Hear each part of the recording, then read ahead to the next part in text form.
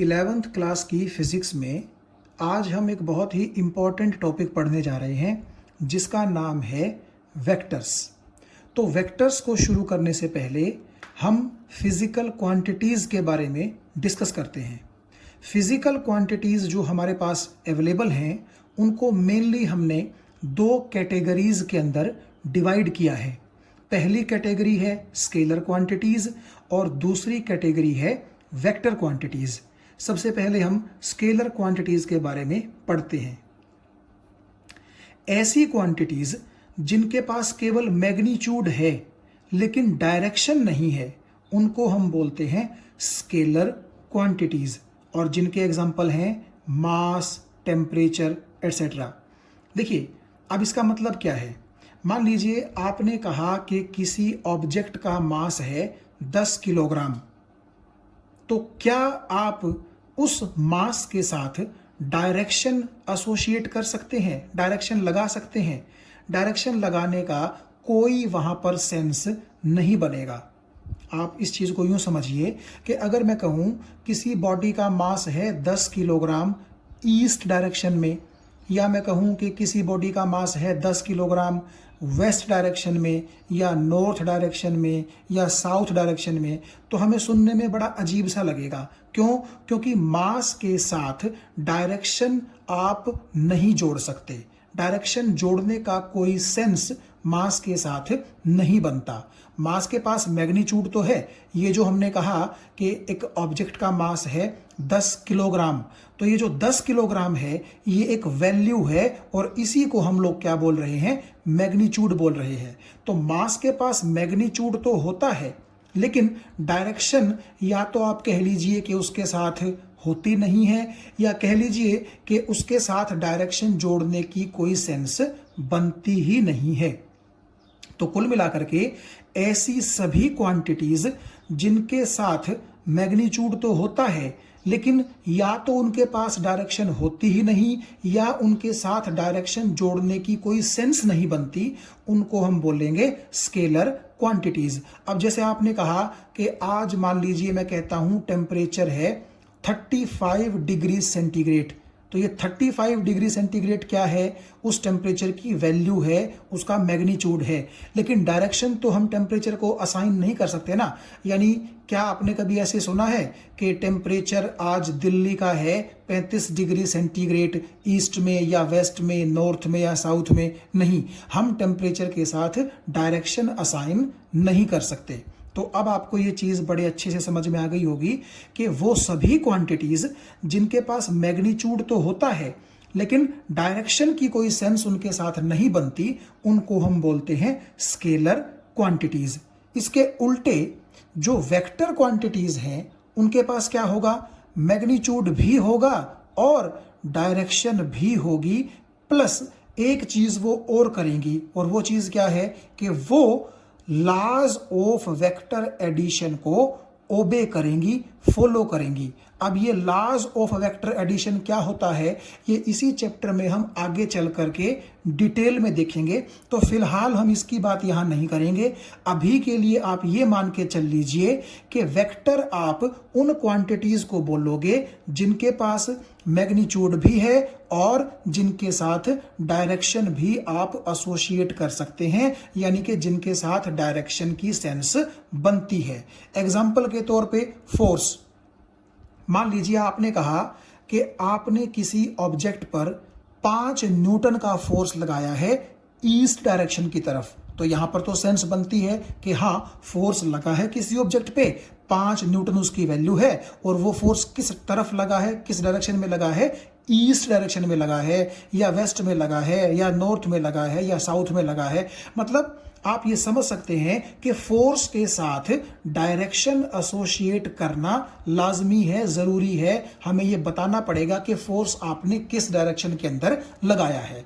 तो आप समझ गए होंगे कि कुछ फिजिकल क्वांटिटीज हमारे पास ऐसी होती हैं जिनके पास मैग्नीट्यूड तो होता ही होता है, साथ में डायरेक्शन भी हम क्या कर सकते हैं? उनको असाइन कर सकते हैं, बल्कि डायरेक्शन की सेंस उनके साथ बनती है, या आप ये कह सकते हैं कि मैग्नीट्यूड के साथ साथ उनके पास डायरेक्शन होती है। तो ऐसी फिजिकल क्वांटिटीज को हम क्या बोलेंगे? Vector quantities. तो फोर्स के साथ साथ डिस्प्लेसमेंट है और बाकी भी हम बहुत सारी जो वेक्टर क्वांटिटीज हैं वो टाइम के साथ साथ और इस चैप्टर के अंदर देखेंगे। तो कुल मिलाकर के हमने देखा कि फिजिकल क्वांटिटीज होती हैं दो तरह की, स्केलर क्वांटिटीज जिनके पास केवल मैग्नीट्यूड होता है, कोई डायरेक्शन की सेंस नहीं होती, और इसके अपोजिट दूसरी फिजिकल क्वांटिटीज हमारे पास होती हैं वेक्टर क्वांटिटीज जिनके पास न केवल मैग्नीट्यूड होता है बल्कि उनके पास डायरेक्शन भी होती है। तो चलिए अब हम बात करते हैं नीड फॉर वेक्टर्स की, यानी कि हमें वेक्टर्स की ज़रूरत पड़ी क्यों। देखिए, अगर मैं बात करूं वन डायमेंशनल मोशन की, तो आप जानते हैं वन डायमेंशनल मोशन में जो ऑब्जेक्ट है वो एक लाइन के अलोंग मूव करता है। यानी कि आप अगर देखें, अगर मैं कहूं आपसे कि ये एक पॉइंट है और इस पॉइंट से मैंने एक स्ट्रेट लाइन कुछ इस तरीके से ड्रॉ कर दी, तो जो हमारा ऑब्जेक्ट है वो अगर इसी एक लाइन के ऊपर चलता है तो हम उसकी मोशन को बोलते हैं वन डायमेंशनल मोशन। और वन डायमेंशनल मोशन में ऑब्जेक्ट के पास दो डायरेक्शंस पॉसिबल हो सकती हैं। हो सकता है वो इस लाइन के अलोंग इस तरफ जाए, या हो सकता है इसी लाइन के अलोंग वो ऑब्जेक्ट पीछे की तरफ जाए। आपने मैथ में प्लस एक्स एक्सिस और माइनस एक्स एक्सिस का जो कॉन्सेप्ट है वो ज़रूर पढ़ा होगा। मान लीजिए इस पॉइंट को मैं बोल देता हूँ ओरिजिन। तो जब आपका कोई ऑब्जेक्ट इस लाइन के ऊपर मूव करता है तो वो क्या कर सकता है, या तो वो प्लस एक्स डायरेक्शन में चल सकता है या वो चल सकता है माइनस एक्स डायरेक्शन में। तो डायरेक्शन उसके पास कितनी हो गई, दो हो गई, लेकिन मोशन तो उसकी वन डायमेंशनल है ना, क्योंकि वो एक ही लाइन के अलोंग क्या कर रहा है, चल रहा है।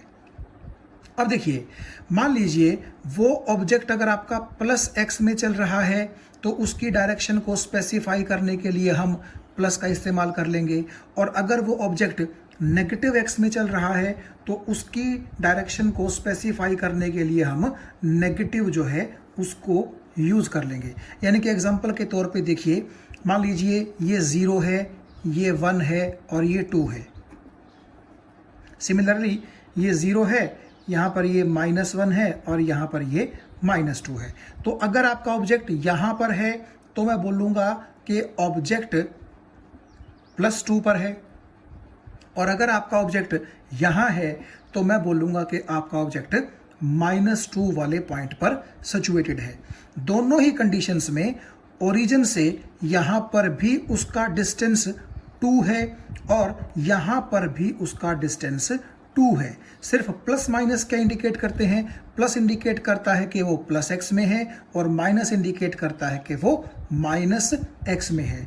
तो वन डायमेंशनल मोशन का जहाँ तक सवाल है, आपके पास दो डायरेक्शंस होती हैं और दो डायरेक्शंस को रिप्रेजेंट करने के लिए आप प्लस माइनस का इस्तेमाल कर सकते हो।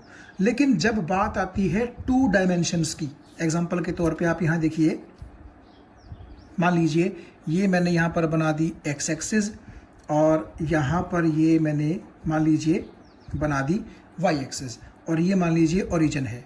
तो ये जो आप जगह देख रहे हैं जहाँ पर पेन फिलहाल आपको चलता हुआ नज़र आ रहा है, ये जो प्लेन है इसको हम बोलते हैं एक्स वाई प्लेन, और ये आपका टू डायमेंशनल प्लेन है।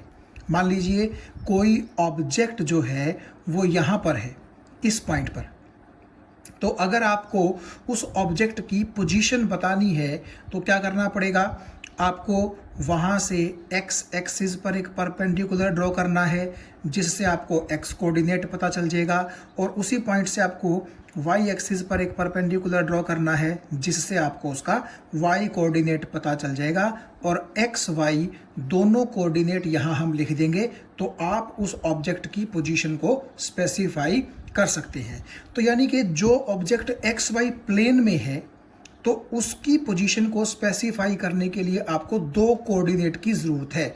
यहाँ पर आपको सिर्फ एक कोऑर्डिनेट की ज़रूरत थी, इसीलिए ये 1 डायमेंशनल मोशन था। और ये आपका 2 डायमेंशनल मोशन है, या आप इसको प्लेनर मोशन भी कह सकते हैं, क्योंकि यहाँ पर हमें 2 कोऑर्डिनेट्स की ज़रूरत पड़ेगी। अब देखिए, जहाँ तक 2 डायमेंशनल मोशन का सवाल है, वहाँ हम अगर डायरेक्शन स्पेसिफाई करना चाहें तो सिर्फ प्लस या माइनस से हमारा काम नहीं चलेगा। मान लीजिए हमने क्या किया, इस पॉइंट को ओरिजिन से मिला दिया कुछ इस तरीके से। तो अगर आप इस तरफ की डायरेक्शन को प्लस कहोगे तो ठीक है, इस तरफ की डायरेक्शन को आप क्या बोल सकते हो, माइनस बोल सकते हो। लेकिन एक प्लेन के अंदर सिर्फ यही डायरेक्शन थोड़ा ना पॉसिबल है। आपका ये पॉइंट अगर यहाँ होता तो डायरेक्शन इस तरफ हो जाती, यही पॉइंट अगर आपका यहाँ होता तो डायरेक्शन कुछ इस तरीके से हो जाती, यही पॉइंट अगर आपका यहाँ होता तो आपकी डायरेक्शन कुछ इस तरीके से होती, यही पॉइंट अगर आपका यहाँ होता तो डायरेक्शन कुछ इस तरीके से होती। तो आप खुद देखिए कि अगर आपने इसको प्लस बोल दिया, इसको माइनस बोल दिया, तो आप बाकी की जो डायरेक्शंस हैं प्लेन के अंदर उनको आप कैसे स्पेसिफाई करोगे? आप उनको सिर्फ प्लस और माइनस से तो स्पेसिफाई नहीं कर सकते। तो यही जो दिक्कत है एक आपके 2 डायमेंशनल मोशन की, इसी को सॉल्व करने के लिए हमें किसकी ज़रूरत पड़ी है, वेक्टर्स की ज़रूरत पड़ी है। और आगे चल करके हम थोड़ा डिटेल में देखेंगे कि ये जो एक प्लेन के अंदर, एक 2 डायमेंशन के अंदर बहुत सारी जो डायरेक्शंस पॉसिबल हैं, इन बहुत सारी डायरेक्शंस को वेक्टर्स की हेल्प से हम किस तरीके से लिख सकते हैं, ये चीज़ हम इसी चैप्टर के अंदर आने वाले सेक्शंस में देखेंगे। लेकिन फिलहाल आपको बात समझ में आ गई होगी कि 1 डायमेंशनल जो मोशन होती है उसमें सिर्फ 2 डायरेक्शंस पॉसिबल होती हैं, और उनको स्पेसिफाई करने के लिए हम प्लस से और माइनस से काम चला सकते हैं। लेकिन जो एक आपका प्लेन होता है, यानी कि किसी ऑब्जेक्ट की प्लेनर मोशन होती है, या आप बोल सकते हैं कि 2 डायमेंशनल मोशन जो होती है, उसके अंदर बहुत सारी डायरेक्शंस पॉसिबल हो सकती हैं। एक बार फिर से आप देखिएगा कि अगर आप इसको एक्स एक्सिस बोलें और इसको आप अगर वाई एक्सिस बोलें, तो ये भी एक डायरेक्शन है, ये भी एक डायरेक्शन है, ये भी एक डायरेक्शन है, ये भी एक डायरेक्शन है। तो बहुत सारी डायरेक्शंस हो सकती हैं। तो आप इन सभी डायरेक्शंस को केवल प्लस माइनस का यूज़ करके रिप्रेजेंट नहीं कर सकते। मेरा मतलब ये है कि अगर आपने इस डायरेक्शन को प्लस बोल दिया तो ठीक है, इससे अपोजिट आप माइनस बोल सकते हो, लेकिन फिर ये जो बाकी 3 डायरेक्शंस बच गई, और इसके साथ इसका अपोजिट, इसके साथ इसका अपोजिट, और इसके साथ इसका अपोजिट, फिर इनको तो हम प्लस माइनस का इस्तेमाल करके रिप्रेजेंट नहीं कर सकते।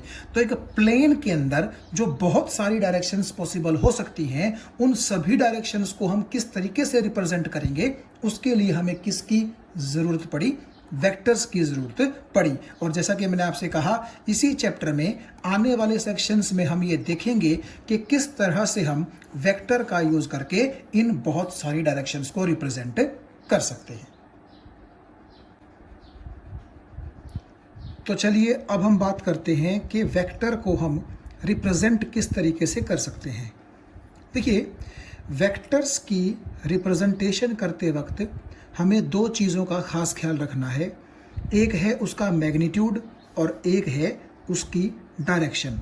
हम जानते हैं कि वेक्टर के पास मैग्नीट्यूड यानी कि वैल्यू भी होती है और डायरेक्शन भी होती है।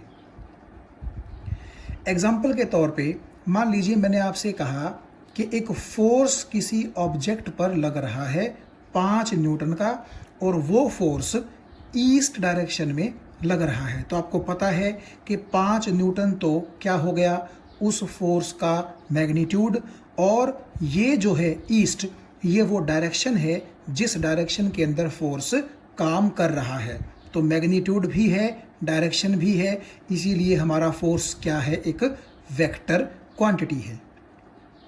मैप में आप जानते हैं ऊपर की तरफ नॉर्थ, नीचे की तरफ साउथ, यहाँ ईस्ट और यहाँ वेस्ट, इस तरह से ये हमने मैप के अकॉर्डिंग जो डायरेक्शंस हैं वो बना ली। तो सबसे पहले आप ये देखिए कि हमारा जो फोर्स है वो है 5 न्यूटन का, यानी कि जो मैग्नीट्यूड है हमारे फोर्स का वो 5 न्यूटन है। तो मैंने ऐसा किया, एक लाइन खींच ली, मान लीजिए 5 सेंटीमीटर की। तो मैं ऐसा कहूँगा कि 1 सेंटीमीटर जो है, मान लीजिए वो 1 न्यूटन को रिप्रेजेंट करता है। यानी कि मान लीजिए 1 centimetre corresponds to 1 newton. So naturally 5 centimetre will correspond to 5 newton. तो आप ये देखिए, इस पॉइंट से लेकर के और यहाँ तक ये जो लाइन मैंने ड्रॉ की है, मान लीजिए ये 5 सेंटीमीटर की है, और इसीलिए मैं कहूँगा कि क्योंकि ये लाइन 5 सेंटीमीटर की है तो 1 सेंटीमीटर क्योंकि 1 न्यूटन को रिप्रेजेंट करता है, इसीलिए इस लाइन की लेंथ बेसिकली मेरे फोर्स के 5 न्यूटन मैग्नीट्यूड को रिप्रेजेंट करती है। तो इसलिए मैंने यहाँ पर लिखा है कि वेक्टर को रिप्रेजेंट करते वक्त जो मैग्नीट्यूड है वेक्टर का, वो हम किस से रिप्रेजेंट करेंगे? लाइन जो हमने ड्रॉ की है उसकी लेंथ से हम उस वेक्टर के मैग्नीट्यूड को रिप्रेजेंट करेंगे, और जो डायरेक्शन है वेक्टर की, वो डायरेक्शन हम दिखा देंगे एरो के साथ। देखिए एग्जाम्पल के तौर पे यहाँ जो हमने फोर्स लिया है वो ईस्ट डायरेक्शन में है। अब क्योंकि ईस्ट डायरेक्शन आप ये देखिए कहाँ है, हमारे राइट हैंड की साइड की तरफ है, इसीलिए ये एरो जो मैंने लगाया है, ये एरो भी देखिए आप कहाँ इशारा करता है, राइट हैंड की तरफ ही इशारा करता है। तो ये जो आपकी लाइन है जिसकी कुछ लेंथ है और जिसके ऊपर आपने ये एरो लगा रखा है, ये लाइन आपके 5 न्यूटन के उस फोर्स को रिप्रेजेंट करती है जो फोर्स ईस्ट डायरेक्शन के अंदर काम कर रहा है। एक बार फिर से देखिएगा, जो वेक्टर का मैग्नीट्यूड है उस मैग्नीट्यूड को हम किस से रिप्रेजेंट करेंगे? ड्रॉ की गई लाइन की लेंथ से, और उस वेक्टर की जो डायरेक्शन है उसको हम रिप्रेजेंट करेंगे एरो से। ये बात आपको समझ में आ गई होगी। तो अब आप देखिएगा, ये आपके ऊपर टोटली डिपेंड करता है कि कितना सेंटीमीटर आप कितने न्यूटन के बराबर रखना चाहते हैं। मैंने किया कि 1 सेंटीमीटर को 1 न्यूटन के बराबर रख लिया। तो आप ये मान लीजिए यहाँ से लेकर के यहाँ तक 1 सेंटीमीटर की लेंथ है, तो नेचुरली यहाँ से यहाँ 1 न्यूटन, फिर आगे 2 न्यूटन, फिर 3 न्यूटन, फिर 4 न्यूटन, और यहाँ कितना हो गया? 5 न्यूटन। यानी कि 5 न्यूटन के फोर्स को रिप्रेजेंट करने के लिए मुझे 5 सेंटीमीटर लंबी लाइन लगानी पड़ी। सो लेंथ जो है लाइन की वो किसको रिप्रेजेंट करती है? आपके वेक्टर के मैग्नीट्यूड को। अगर मान लीजिए मेरा जो फोर्स है वो होता 10 न्यूटन, तो 1 centimetre is equal to 1 newton के हिसाब से मुझे लाइन की लेंथ कितनी करनी पड़ती? 10 सेंटीमीटर करनी पड़ती। अच्छा, अब देखिए, क्योंकि हमारे वेक्टर की डायरेक्शन है ईस्ट में, और ईस्ट के लिए आप ये देखिए यहाँ पर एरो किस तरफ है? हमारे राइट हैंड की तरफ है। तो इस लाइन पर आपने एरो भी कहाँ लगा देना है? ईस्ट डायरेक्शन में सपोर्ट करते हुए, यानी कि आपके राइट हैंड की तरफ आपको लगाना है ये एरो। मान लीजिए यही फोर्स आपका वेस्ट डायरेक्शन में होता, तो वेस्ट की जो डायरेक्शन है, क्योंकि वो आपके लेफ्ट हैंड की तरफ होती, तो ये एरो साइन आपका यहाँ पर आ जाता। ये चीज़ आपको आराम से समझ में आ गई होगी। तो वेक्टर को रिप्रेजेंट करते वक्त आप लाइन की लेंथ से वेक्टर के मैग्नीट्यूड को रिप्रेजेंट करेंगे, और जो एरो है उस एरो की डायरेक्शन से आप उस वेक्टर की डायरेक्शन को क्या करेंगे? रिप्रेजेंट करेंगे। और ये टोटली आपके ऊपर डिपेंड करता है कि कितनी लेंथ को आप कितने न्यूटन के बराबर रखेंगे। और एक चीज़ देखिएगा आप, जहां से आपने इस लाइन को ड्रॉ करना शुरू किया है और जहां पर आपने ये एरो लगाया है, ये दोनों बड़े इंपॉर्टेंट पॉइंट्स होते हैं। इसको हम बोल सकते हैं वेक्टर रिप्रेजेंटेशन का स्टार्टिंग पॉइंट, इसको हम बोलते हैं टेल। और जहां पर आपने ये एरो लगाया है, यानी कि हम ये बोल सकते हैं कि वेक्टर का एक तरह से एंडिंग पॉइंट है जहां पर एरो लगा हुआ है, तो एरो लगे हुए पॉइंट को हम बोलते हैं हेड। टेल और हेड ये दोनों वेक्टर की टर्मिनोलॉजी का ही हिस्सा है। Starting point of the vector is called tail and ending point of the vector, या आप ये कह सकते हैं जहां पर एरो लगाया गया है उसको हम क्या बोलते हैं? Head of the vector. और सुनिए, ये तो जैसे हमने यहां पर लिखा हुआ है काफी लंबी फॉर्म में, force is equal to 5 newton in east. आप फोर्स की जगह सिंबल यूज कर सकते हैं F, और इज इक्वल टू की जगह इज इक्वल टू 5 न्यूटन की जगह आपने यहाँ पर क्या लिख दिया 5 न्यूटन। ये जो F के ऊपर आपको एरो नजर आ रहा है, ये एरो बताता है कि ये जो चीज है, ये एरो जिसके ऊपर लगा हुआ है वो चीज वेक्टर है। यानी कि वेक्टर को रिप्रेजेंट करने के लिए हम वेक्टर के सिंबल के ऊपर क्या लगा देंगे, एक एरो का साइन लगा देंगे। तो ये एरो का साइन कहाँ लगता है, उन्हीं चीज़ों के ऊपर लगता है जो चीज़ वेक्टर होती है। या दूसरा भी तरीका होता है उसको रिप्रेजेंट करने का कि आप बोल्ड लेटर्स में उसको लिख सकते हैं। जैसे अब फोर्स है तो मान लीजिए अगर मैं उसको सिंपली ऐसे लिखूंगा F, तो ये बोल्ड लेटर नहीं है, ये बिल्कुल पतला सा F लिखा हुआ है, ऐसे आपको लिखना पड़ेगा। यानी कि ये कन्वेंशन बना रखी है कि अगर आपने किसी लेटर को बोल्ड लिखा, थोड़ा सा मोटा करके लिखा, तो वो आप जरूर किसको रिप्रेजेंट कर रहे हैं, एक वेक्टर को रिप्रेजेंट कर रहे हैं। अगर आप पतला लिखेंगे तो वो किसको रिप्रेजेंट करेंगे, स्केलर को रिप्रेजेंट करेंगे। तो या तो आप मोटे तौर पे यानी कि बोल्ड लेटर में आप लिख सकते हैं वेक्टर को, लेकिन इसका नुकसान क्या है कि आपको बोल्ड करने में थोड़ा सा टाइम ज़्यादा वेस्ट करना पड़ेगा, और इतना टाइम हमारे पास एग्जाम्स में होता भी नहीं है। तो इसके लिए क्या बनाया गया कि भाई ठीक है, आप उसको बोल्ड मत लिखिए, उसको पतला ही रहने दो, लेकिन उसके ऊपर आप एक क्या कर दें, एरो का साइन लगा दें। तो जिस भी सिंबल के ऊपर आपको ये एरो का साइन दिखाई देगा, आप ये सोच लीजिएगा कि वो चीज़ क्या है, वेक्टर क्वांटिटी है।